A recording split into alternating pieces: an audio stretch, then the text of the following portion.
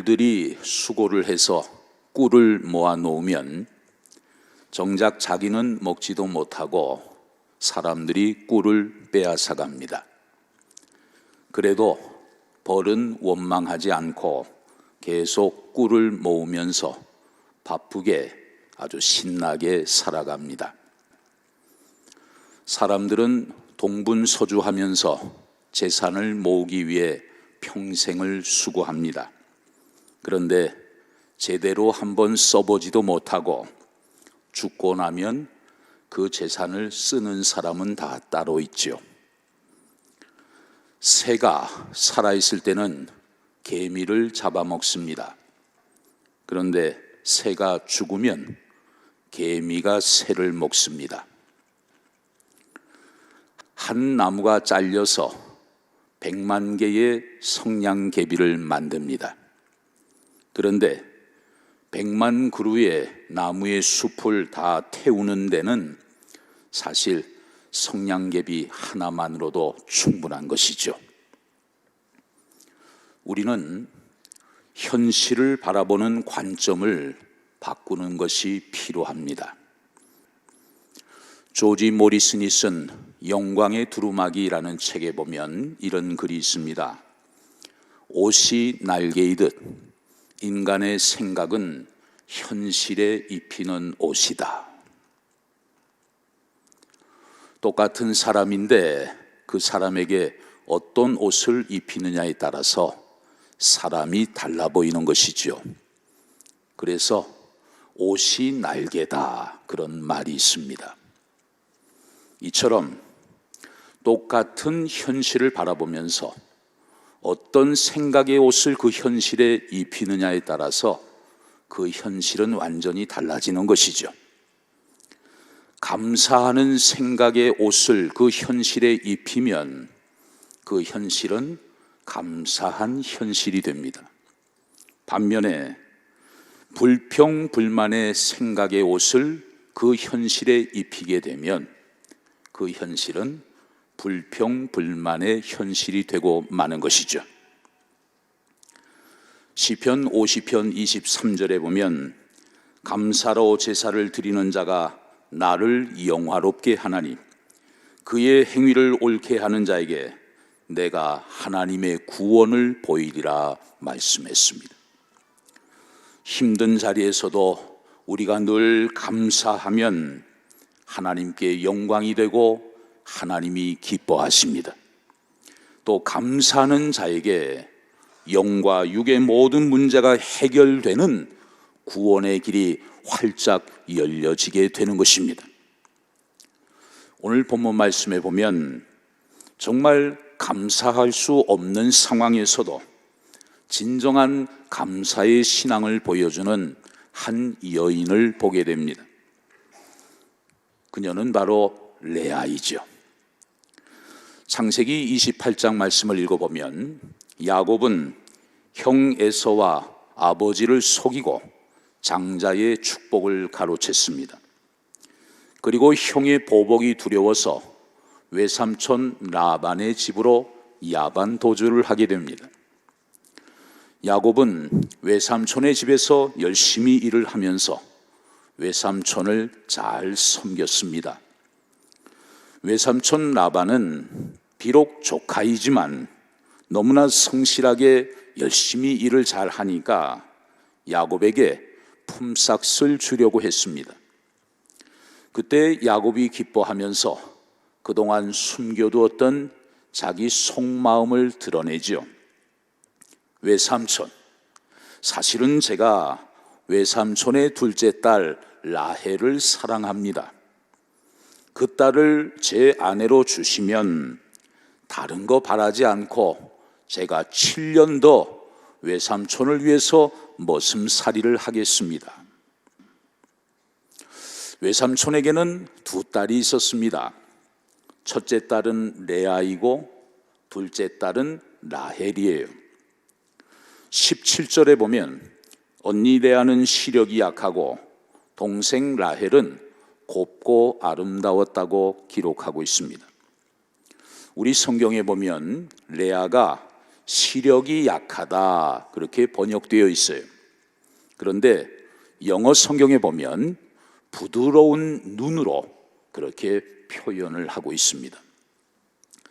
17절 말씀을 공동 번역 성경은 이렇게 번역을 합니다. 레아는 눈매가 부드러웠지만 라헬은 몸매도 아름답고 용모도 예뻤다. 이 말씀을 통해서 우리가 생각해 볼 때 레아가 굉장히 이상하게 생긴 외모는 아니었던 것으로 짐작이 갑니다. 어쨌든 18절 상반절에 보면 야곱이 라헬을 더 사랑했다고 성경은 증언하고 있어요. 그때부터 야곱은 라헬을 위해서 7년이라는 긴 세월을 지내야만 했습니다. 그러나 사랑하는 라헬을 아내로 얻는다는 그 기쁨 때문에 7년이 며칠같이 지나갔다고 본문 20절은 기록하고 있습니다. 이제 기간이 다 찼을 때 야곱은 외삼촌에게 약속대로 라헬을 달라고 요구합니다. 외삼촌은 야곱에게 딸을 주기 위해서 동네 사람들을 다 모아서 잔치를 배설했습니다. 그리고 야곱에게 첫날 밤을 지내게 했는데 이게 웬일입니까? 야곱이 아침에 잠에서 깨어보니까 그 옆에는 동생 라헬이 아니라 그 언니 레아가 누워있는 거예요. 야곱은 너무 화가 났습니다. 인간적으로 심한 배신감을 느꼈습니다. 그래서 외삼촌에게 따져 물었어요. 아니 외삼촌, 이게 어찌 된 일입니까? 제가 지난 7년 동안 라헬을 위해서 외삼촌을 정성껏 섬기지 않았습니까? 그런데 외삼촌이 나를 어떻게 속이실 수 있는 것입니까? 이게 어떻게 된 일입니까? 그때 외삼촌이 이렇게 대답을 해요. 본문 26절 27절에 보면 라반이 이르되 언니보다 아우를 먼저 주는 것은 우리 지방에서 하지 아니하는 바이라. 이를 위하여 7일을 채우라. 우리가 그 돈 네게 주리니 네가 또 나를 7년 동안 섬길지니라. 그래서 야곱은 라헬을 포기하지 아니하고 다시 7년을 더 섬기면서 마침내 라헬을 아내로 맞이하게 돼요. 사실 언니 레아는 야곱이 사랑했던 여인도 아니었고 원했던 여인도 아니었습니다. 레아의 입장에서 본다면 동생과 비교당하는 마음이 얼마나 비참했겠습니까? 결혼 첫날 밤을 보낸 후에 장인을 찾아가서 따지는 그 야곱의 태도를 보면서 얼마나 자존심이 상했겠어요. 또 결혼 후에 7년 동안 남편의 사랑을 받지 못한 레아에게 심한 자괴감이 들었을 거예요. 곤고한 마음도 많았을 거예요. 때로는 동생 라헬에 대한 불편한 마음도 있었을 거예요. 얼마나 레아의 인생이 힘들었을까요? 얼마나 아버지와 동생이 원망스러웠을까요? 자기를 바라봐주지 않는 남편이 얼마나 야속했겠습니까?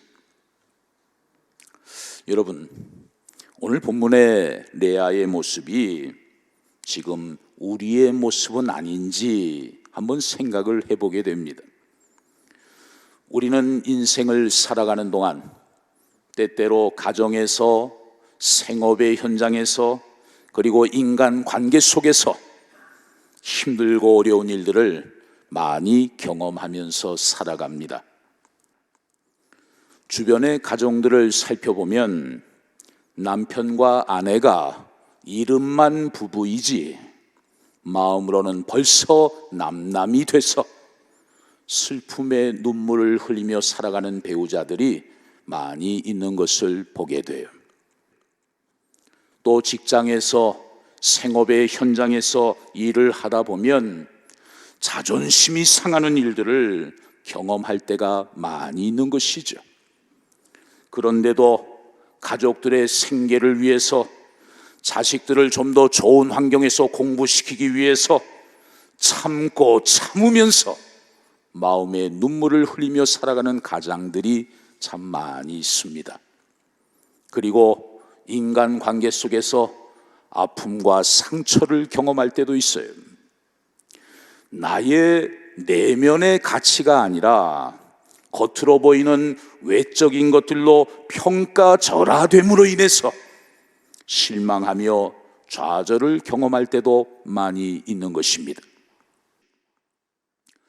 우리 인생은 그야말로 슬픔과 낙심과 좌절의 연속이라고 해도 과언은 아닐 것입니다. 어떻게 보면 오늘 레아의 모습이 바로 우리의 모습은 아닐까, 그런 생각을 하게 돼요. 그런데 여러분, 오늘 본문에 보면 참 놀라운 사실을 하나 발견하게 됩니다. 그것은 힘들고 고통스러운 삶의 자리에서 신음하고 있는 그 레아의 모습을 말없이 지켜보고 계시는 분이 있다는 사실이에요. 오늘 본문 31절을 보시죠. 여호와께서 레아가 사랑받지 못함을 보시고 그의 태를 여셨으나 라헬은 자녀가 없었더라. 하나님은 곤고한 삶의 자리에서 아픔과 슬픔과 눈물을 흘리고 있는 그 레아의 모습을 보고 계셨어요. 그리고 레아에게 태의 문을 활짝 열어주셨습니다. 그래서 그 마음을 위로해 주시고 축복해 주신 것입니다. 여러분, 우리 하나님은 어떤 분이실까요? 레아가 사랑받지 못함을 보시고, 그렇습니다, 우리 하나님은 보시는 하나님이세요. 하나님이 우리 삶의 자리를 지켜보고 계신다는 사실이 얼마나 위로가 되는지 모릅니다. 하나님은 레아에게 모두 6명의 아들을 주셨습니다. 오늘 본문에 4명의 아들이 나오고 다음 장에 또 2명의 아들이 등장해요. 레아는 아브라함의 손주 며느리입니다. 자손이 귀했던 아브라함 가문에서 남편의 사랑을 받지 못했던 레아가 무려 6명의 아들을 출산했다는 것, 여러분, 이거 기적 아닙니까? 오늘 본문은 바로 그러한 기적이 하나님의 특별한 돌보심으로 말미암아 하나님의 은혜로 이루어졌다는 사실을 강조하고 있는 것입니다. 레아는 아들을 낳을 때마다 직접 이름을 지어주었습니다. 이것만 보더라도 남편 야곱이 얼마나 무관심한 사람인지를 짐작할 수 있는 대목이에요. 우리는 레아가 지어준 아들들의 이름을 보면서 굴욕적인 결혼과 슬픈 가정생활 속에서도 기도하며 인내했던 레아의 성숙한 신앙의 모습을 우리가 확인할 수가 있습니다. 레아는 첫째 아들을 낳고 그 이름을 르우벤이라고 지었습니다. 그 이름의 뜻은 봐라 아들이다, 그런 말이에요. 봐라 아들이다. 첫째 아들을 낳고 레아의 마음이 어땠을지 우리가 짐작할 수가 있어요. 레아는 그 이름의 의미를 이렇게 해석합니다. 32절 하반절에 보면 여호와께서 나의 괴로움을 돌보셨으니 이제는 내 남편이 나를 사랑하리로다 하였더라. 나의 괴로움을 돌보셨다. 돌보시는 하나님을 고백하고 있어요. 하나님은 우리를 돌보시는 하나님이십니다. 동생은 나를 조롱하고 남편은 나를 멸시했지만 하나님은 나를 돌보셔서 첫 아들을 주셨다, 그런 고백을 하고 있어요. 봐라 아들이다. 이제는 내 남편이 나를 사랑하리로다. 레아의 마음이 얼마나 가슴 벅차고 기뻤겠습니까? 그 후에 레아는 둘째 아들을 낳고 이름을 시므온이라고 불렀습니다. 시므온, 하나님이 들으신다, 그런 뜻이에요. 그 이름의 의미를 이렇게 해석합니다. 본문 33절 중반절에 보면 여호와께서 내가 사랑받지 못함을 들으셨으므로 내게 이 아들도 주셨도다 하고, 여호와께서 들으셨도다. 바로 들으시는 하나님을 고백하고 있습니다. 또 레아는 셋째 아들을 낳고 그 이름을 레위라고 불렀습니다. 레위의 뜻은 연합한다, 그런 말이에요. 레아는 그 이름의 의미를 또 이렇게 해석합니다. 본문 34절 중반절에 보면 내가 그에게 세 아들을 낳았으니 내 남편이 지금부터 나와 연합하리로다 하고, 깨어진 관계를 다시 회복하게 하시는, 연합하게 하시는 하나님을 레아가 의지하고 있는 것입니다. 그리고 넷째 아들의 이름은 유다라고 불렀습니다. 찬양한다, 감사한다, 그런 뜻이에요. 레아는 자식을 얻게 되면 남편의 사랑도 얻게 될 것이라고 생각했습니다. 그런데 상황은 아무것도 변한 것이 없었어요. 인간의 사랑을 기다린다는 것은 오히려 목마름과 갈증만 더할 뿐이었어요. 그래서 레아는 소리쳤습니다. 그렇다, 진정한 위로와 사랑은 오직 하나님께로부터 오는 것이다. 유다, 내가 이제부터는 사람 바라보지 않고 오직 하나님만 바라보고 하나님만 찬송할 것이다. 그런 고백을 하고 있어요. 레아는 자식을 하나씩 낳을 때마다 영적으로 더 성숙해져 갔습니다. 남편 야곱으로 대변되는 세상의 물질, 성공, 인간적인 사랑, 그 어떤 것도 진정한 만족이 되지 못한다는 사실을 레아는 깨달았습니다. 그래서 레아는 붙잡고 있었던 인간적인 것들을 다 내려놓았습니다. 그리고 영원하신 하나님 한 분만을 굳게 붙잡게 되었어요. 레아는 큰 소리로 외쳤습니다. 유다, 내가 이제부터는 여호와 하나님을 찬송하리로다. 레아는 어릴 때부터 동생과 비교되는 외모 때문에 컴플렉스, 열등 의식이 있었을 거예요. 아이고, 저래 가지고 저거 시집이나 갈 수 있겠어? 한마디씩 툭툭 던지는 주변 사람들의 말에 레아는 많은 상처를 입고 살아갔을 거예요. 남편으로부터 사랑받지 못하는 결혼 생활에 때로는 환멸을 느낄 수도 있었을 거예요. 그러나 여러분, 레아는 스스로 자학하지 않았습니다. 처해진 상황을 불평하지 않았습니다.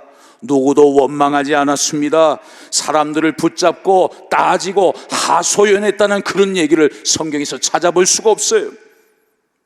4명의 아들 이름 속에 담겨있는 그 레아의 신앙 고백이 그것을 우리에게 잘 보여주고 있는 것이죠. 레아는 하나님이 어떤 분이신지를 분명히 알고 있었습니다. 루벤, 하나님은 나의 괴로움을 돌보시는 분이다. 시므온, 하나님은 나의 탄식 소리를 들으시는 분이다.